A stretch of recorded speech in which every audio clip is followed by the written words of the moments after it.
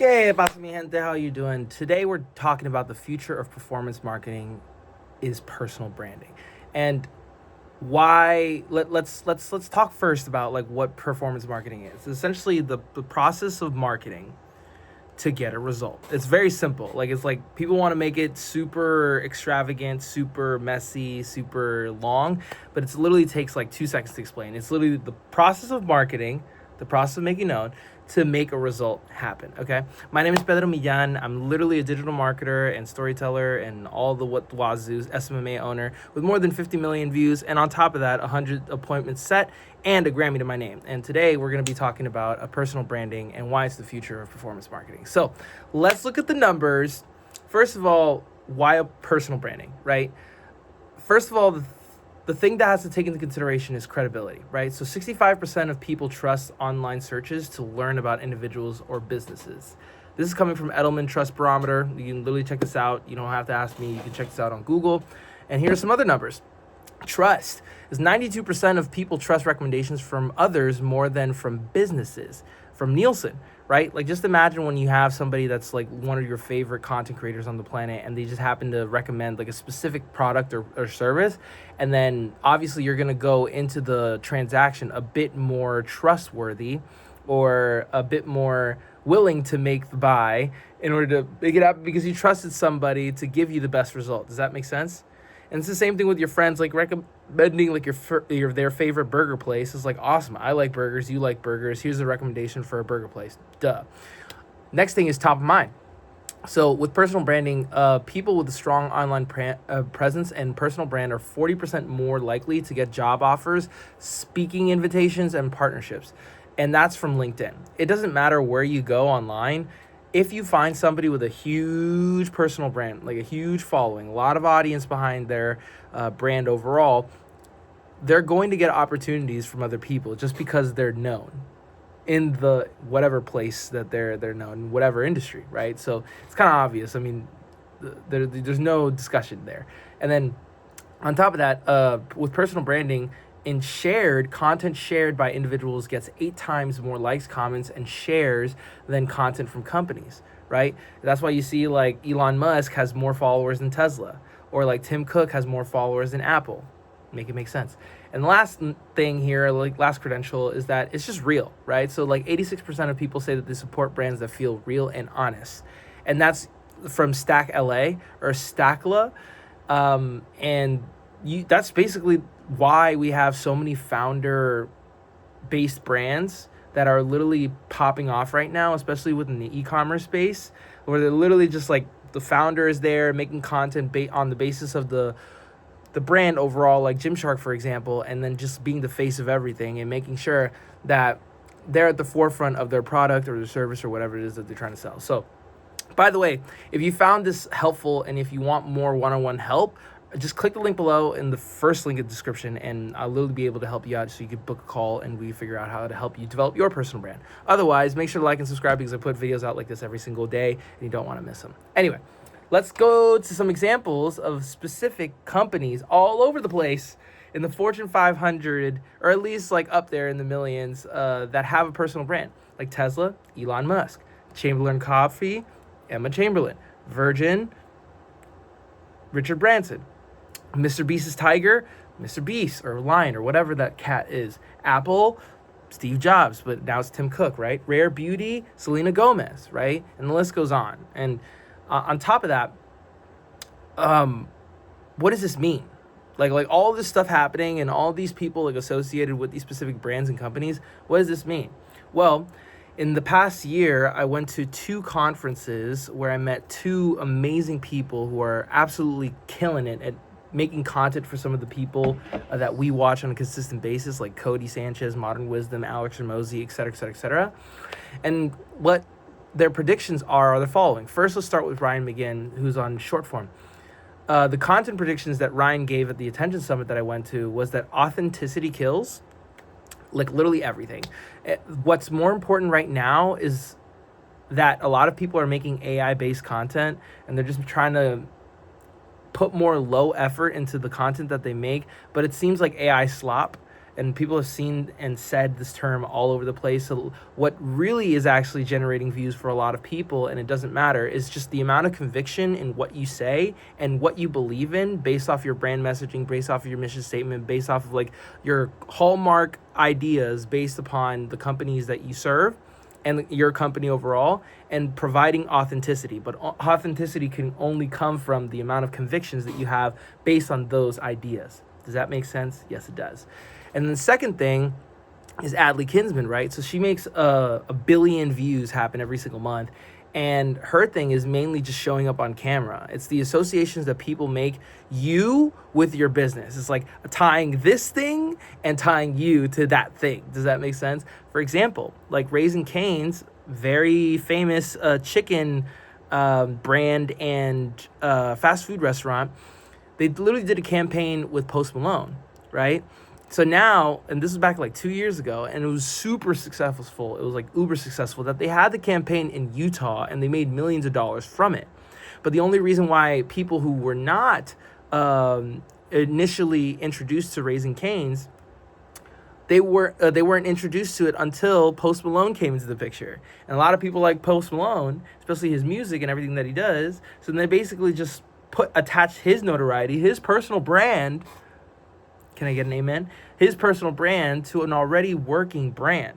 Because if you notice, Raising Cane's doesn't necessarily have a personal brand, but then they attached their brand to someone's personal brand, and it increased their sales, increased their margins, et cetera, et cetera, et cetera. So then why put so much effort, right? Like why, even if all that stuff is happening, it's still happening with celebrities, it's still happening with people in millions and millions of dollars, but everyone you love, like everybody that you can think of right now that has a company, especially online, like on YouTube, on Instagram, on LinkedIn, greens, beans, potatoes, tomatoes, you name it. Everyone that you know that you love genuinely has a personal brand, not a band, personal brand, and you're just the consumer. So who says you have to be the consumer all the time?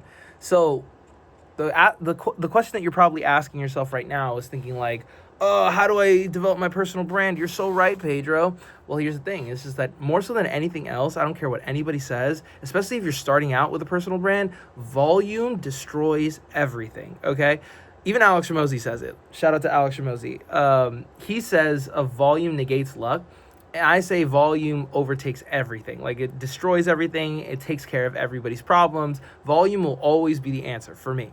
And it always has been. So how can you do that on social media, right? Okay, so first thing is more so than omnipresence, right?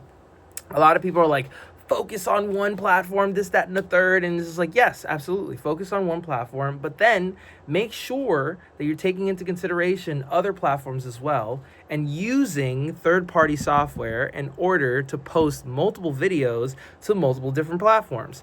I use Metricool. I've tried everything else, like Buffer, like Later, like all these different platforms. They all suck. The one that is amazing is a third-party software called Metricool. I use it for my SMMA that I currently have, and it's absolutely amazing. I've been using it for the past 2 years, and it hasn't brought me any issues, and their customer support is awesome. So now that you have omnipresence and you want to post everywhere, what I recommend and what Adley Kinsman recommends and what Ryan McGinn recommends is that you post 2 short-form videos a day, okay? 2 short-form videos a day. I know it sounds like a lot, but don't worry. Later in the video, I'm going to tell you how you can be able to do this at scale. Right? And then 1 long form a week, okay? 2 short forms a video, 2 short forms a day, and 1 long form a week, okay? So then how are we going to do that? Well, systems, of course. I'm glad you asked. So there's 5 different things that you could be doing that I've literally jotted down here from one of my presentations that is absolutely super necessary. The first one is hook, retain, reward. This is a system that I got from Alex Ramosi that Alex probably got from Russell Brunson, which essentially that you have a hook coming from 5 different places, being your far past, being 2 years ago and more, your recent past, which is 6 months to 2 years, what's happening right now, which is the present, something that is fabricated, which is what Mr. Beast does, like 1,000,000 Orbeez in a pool, that sort of thing. And on top of that, anything that could be sort of a challenge or recommendation or a viral trend, right? Something that you see online on social media. And then the way that you retain people, the way that you keep people online in these short videos, this is all for short form, by the way, except for the last couple, is either a list, step, or story, right? Like 3 ways to do X, 3 steps to do XYZ, or here's the story of me doing X, right? Fitness industry example, 3 ways to get abs, 3 steps in order to get abs. It took me 30 days to get abs. Does that make sense? And the reward is just make sure that you literally give them what they came for in the video, whether it be like a checklist or valuable information, et cetera, et cetera, et cetera, and maybe a call to action. I don't think you should be doing a call to action every single video, but maybe a call to action, okay? And then next thing below that is YAP videos, okay? I'm going to be making other videos describing all these types of categories, okay? But YAP videos, you literally talk about nothing else except with one concept within these 4 content buckets, okay? Life advice videos, essentially like anything from like advice that you would give to like your friend, observations of society being anything that you've seen out in the world that people can resonate with, like, oh, it seems like people in Germany happen to be following the crosswalk signals. You know, they literally do. It's like literally be nobody in the middle of the street, but they just literally follow them. Like they don't walk or jaywalk or anything like that. Traveling is like, this is what I noticed in XYZ country, or this is what I noticed in XYZ state or Commonwealth or wherever you're going, right? And the last one being controversial takes, right? Your specific opinions in one of those 4 content buckets. Now, the next thing is green screen videos. Still in short form land, okay? We haven't done long form land yet. Green screen videos are super simple. Like literally you're just in a short form video and you're basically addressing something that happened in the news or something that happened in real life that you have obviously like read receipts towards.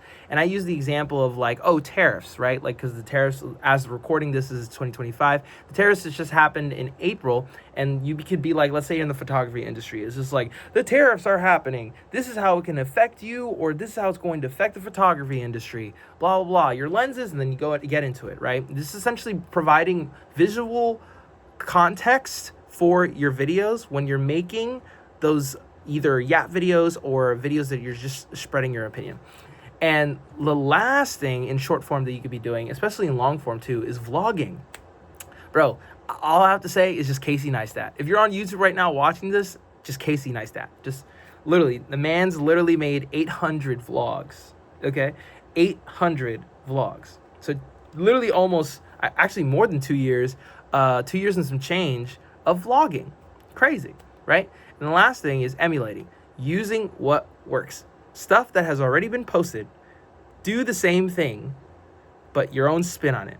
If you're a fitness influencer and you happen or want to become a fitness influencer, you make a video that a fitness influencer that you genuinely enjoy made, but with your own spin on it. So if they're doing an ab video, using the example from prior to, if they're doing an ab video, you're doing an ab video at a YMCA.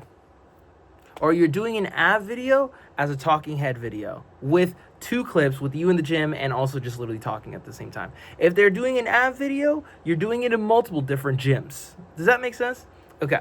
So yeah, that's pretty much it as far as personal branding within literally performance marketing. I hope this was helpful. If you really appreciated the value that you got out of this video, please like and subscribe, because I put videos out like this every single week and you don't want to miss them. And if you found this super, super helpful, but you want more one-on-one help, you can click the first link in description and I can see how we can help each other out, or how I would help you out in this case. Just book a call and we can see how we will work together. Otherwise, I hope you have a great rest of your day and I'll see you in the next one. Peace.